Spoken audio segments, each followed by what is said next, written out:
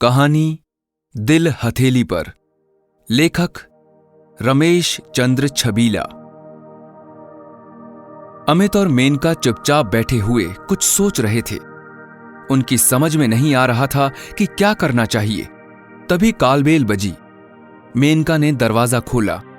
सामने नरेन को देख चेहरे पर मुस्कुराहट लाते हुए वो बोली, अरे जीजा जी, आप आइए। नमस्कार। मैं इधर से जा रहा था तो सोचा कि आज आप लोगों से मिलता चलूं। नरेन ने कमरे में आते हुए कहा। अमित ने कहा, आओ नरेन, कैसे हो? अल्पना कैसी है? नरेन ने उन दोनों के चेहरे पर फैली चिंता की लकीरों को पढ़ते हुए कहा, हम दोनों तो ठीक हैं, पर मैं देख रहा हूं कि आप किसी उलझन में हैं। ठीक कहते हो तुम, अमित बोला। तुम तो जानते ही हो नरेन कि मेनका मां बनने वाली है। दिल्ली से बहन कुसुम को आना था, पर आज ही उसका फोन आया कि उसको पीलिया हो गया है, वो आ नहीं सकेगी। सोच रहे हैं कि किसी नर्स का इंतजाम कर लें। नर्स क्यों? हमें भूल गए हो क्या? आप जब कहेंगे अल्पना अपनी दीदी की सेवा में आ जाएगी, नरेन ने कहा। यह ठीक रहेगा, मेनका बोली। अमित को अपनी शादी की एक घटना याद हो आई। 4 साल पहले किसी शादी में एक खूबसूरत लड़की उससे हंस हंस कर बहुत मजाक कर रही थी। वो सभी लड़कियों में सबसे ज्यादा खूबसूरत थी। अमित की नजर भी बार बार उस लड़की पर चली जाती थी। पता चला कि वो अल्पना है, मेनका की मौसेरी बहन।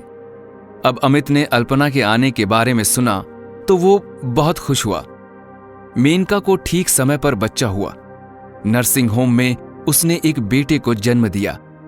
4 दिन बाद मेनका को नर्सिंग होम से छुट्टी मिल गई। शाम को नरेन घर आया तो परेशान व चिंतित सा था। उसे देखते ही अमित ने पूछा, क्या बात है नरेन, कुछ परेशान से लग रहे हो? हाँ, मुझे मुंबई जाना पड़ेगा। क्यों? बॉस ने हेड ऑफिस के कई सारे जरूरी काम बता दिए हैं। वहां कितने दिन लग जाएंगे? 10 दिन। आज ही सीट रिजर्व करा कर आ रहा हूं। 2 दिन बाद जाना है। अब अल्पना यहीं अपनी दीदी की सेवा में रहेगी, नरेन ने कहा। मेनका बोल उठी, अल्पना मेरी पूरी सेवा कर रही है। ये देखने में जितनी खूबसूरत है, इसके काम तो इससे भी ज्यादा खूबसूरत हैं। बस दीदी, बस इतनी तारीफ ना करो कि खुशी के मारे मेरे हाथ पैर ही फूल जाएं और मैं कुछ भी काम ना कर सकूं, कहकर अल्पना हंसती। 2 दिन बाद नरेन मुंबई चला गया। अगले दिन शाम को अमित दफ्तर से घर लौटा तो अल्पना सोफे पर बैठी हुई कुछ सोच रही थी। मेनका दूसरे कमरे में थी। अमित ने पूछा, क्या सोच रही हो अल्पना? कुछ नहीं, अल्पना ने कहा। मैं जानता हूं। क्या? नरेन के मुंबई जाने से तुम्हारा मन नहीं लग रहा है। ऐसी बात नहीं है। वे जिस कंपनी में काम करते हैं वहां बाहर जाना तो होता ही रहता है। जैसे साली आधी घरवाली होती है, वैसे ही जीजा भी आधा घरवाला होता है। मैं हूं ना, मुझसे काम नहीं चलेगा क्या? अमित ने अल्पना की आंखों में झांकते हुए कहा। अगर जीजाओं से काम चल जाता तो सालियां शादी ही क्यों करती? कहते हुए अल्पना हंस दी। 5-6 दिन इसी तरह हंसी मजाक में बीत गए। एक रात अमित बिस्तर पर बैठा हुआ अपने मोबाइल फोन पर टाइम पास कर रहा था। जब आंखें थकने लगीं तो वो बिस्तर पर लेट गया। तभी अमित ने आंगन में अल्पना को बाथरूम की तरफ जाते देखा। वो मन ही मन बहुत खुश हुआ। जब अल्पना लौटी तो अमित ने धीरे से पुकारा। अल्पना ने कमरे में आते ही पूछा, अभी तक सोए नहीं आप जीजा जी? नींद नहीं आ रही है। मेनका सो गई क्या? और क्या, वे भी आपकी तरह करवटें बदलेंगी? मुझे नींद क्यों नहीं आ रही है?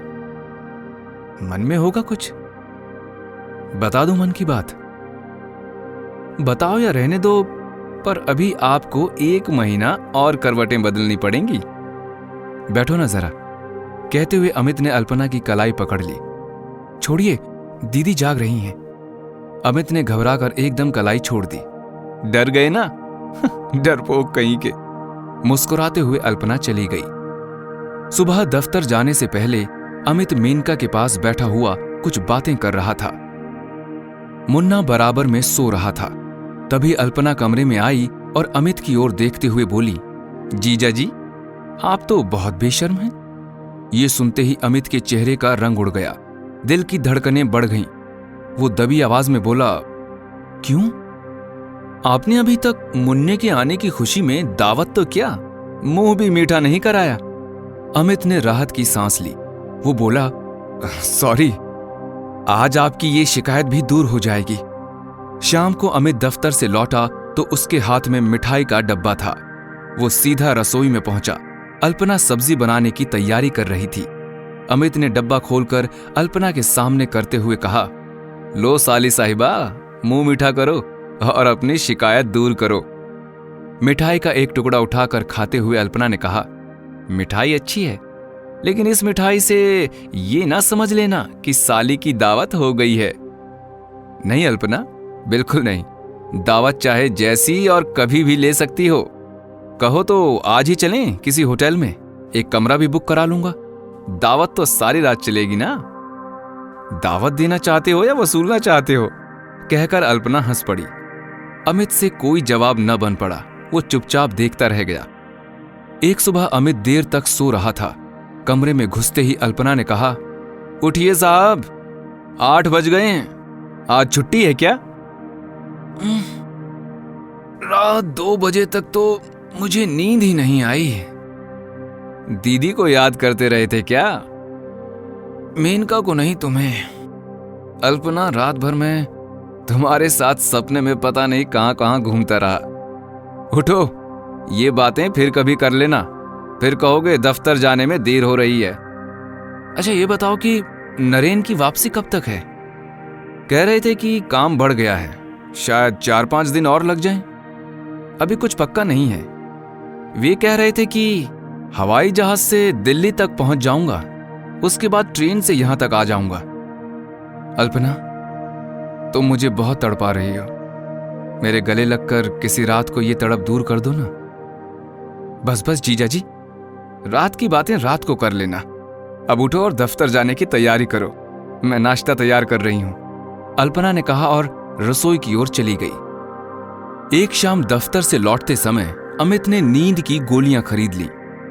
आज की रात वो किसी बहाने से मेनका को 2 गोलियां खिला देगा।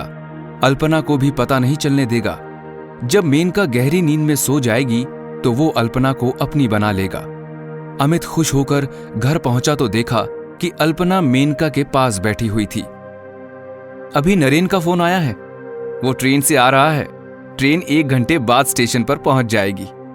उसका मोबाइल फोन दिल्ली स्टेशन पर कहीं गिर गया। उसने किसी और के मोबाइल फोन से यह बताया है, तुम उसे लाने स्टेशन चले जाना, वो मेन गेट के बाहर मिलेगा। मेनका ने कहा। अमित को जरा भी अच्छा नहीं लगा कि नरेन आ रहा है। आज की रात तो वो अल्पना को अपनी बनाने जा रहा था। उसे लगा कि नरेन नहीं बल्कि उसके रास्ते का पत्थर आ रहा है। अमित ने अल्पना की ओर देखते हुए कहा, ठीक है, मैं नरेन को लेने स्टेशन चला जाऊंगा। वैसे तुम्हारे मन में लड्डू फूट रहे होंगे कि इतने दिनों बाद साजन घर लौट रहे हैं। ये भी कोई कहने की बात है? अल्पना बोली। पर नरेन को कल फोन तो करना चाहिए था ना। कह रहे थे कि अचानक पहुंचकर सरप्राइज देंगे, अल्पना ने कहा। अमित उदास मन से स्टेशन पहुंचा। नरेन को देख वो जबरदस्ती मुस्कुराया और मोटरसाइकिल पर बिठाकर चल दिया। रास्ते में नरेन मुंबई की बातें बता रहा था, पर अमित केवल हां हूं कर रहा था। उसका मूड खराब हो चुका था। भीड़ भरे बाजार में एक शराबी बीच सड़क पर नाच रहा था।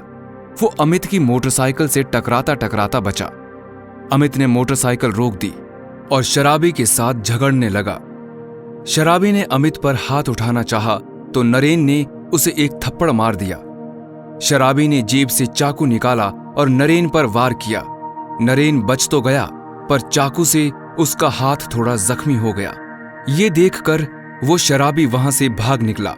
पास ही एक नर्सिंग होम से मरहम पट्टी कराकर लौटते हुए अमित ने नरेन से कहा, मेरी वजह से तुम्हें ये चोट लग गई। नरेन बोला, कोई बात नहीं भाई साहब, मैं आपको अपना बड़ा भाई मानता हूं। मैं तो उन लोगों में से हूं जो किसी को अपना बनाकर जान दे देते हैं, उनकी पीठ में छुरा नहीं घोंपते। शरीर के घाव तो भर जाते हैं भाई साहब, पर दिल के घाव हमेशा रिश्ते रहते हैं। नरेन की ये बात सुनकर अमित सन्न रह गया। वो तो हवस की गहरी खाई में गिरने के लिए आंखें मूंदे चला जा रहा था। नरेन का हक छीने जा रहा था, उससे धोखा करने जा रहा था। उसका मन पछतावे से भर उठा। दोनों घर पहुंचे तो नरेन के हाथ में पट्टी देखकर मेनका व अल्पना दोनों घबरा गईं। अमित ने पूरी घटना बता दी। कुछ देर बाद अमित रसोई में चला गया। अल्पना खाना बना रही थी। नरेन मेनका के पास बैठा बातें कर रहा था। अमित को देखते ही अल्पना ने कहा, जीजा जी, आप तो बातों बातों में फिसल ही गए। क्या सारे मर्द आप ही की तरह होते हैं? क्या मतलब? लगता है दिल हथेली पर लिए घूमते हो कि कोई मिले तो उसे दे दिया जाए। आपको तो दफ्तर में कोई भी बेवकूफ बना सकती है। हो सकता है कि कोई बना भी रही हो। आपने तो मेरे हंसी मजाक को कुछ और ही समझ लिया। इस रिश्ते में तो मजाक चलता है, पर इसका मतलब ये तो नहीं कि। अब आप ये बताइए कि मैं आपको जीजा जी कहूं या मजनू? अल्पना, तुम मेनका से कुछ मत कहना, अमित ने कहा। मैं किसी से कुछ नहीं कहूंगी, पर आप तो बहुत डरपोक हैं, कहकर अल्पना मुस्कुरा उठी। अमित चुपचाप रसोई घर से बाहर निकल गया। अभी आपने सुनी युद्धवीर दहिया की आवाज में कहानी दिल हथेली पर। लेखक रमेश चंद्र छबीला।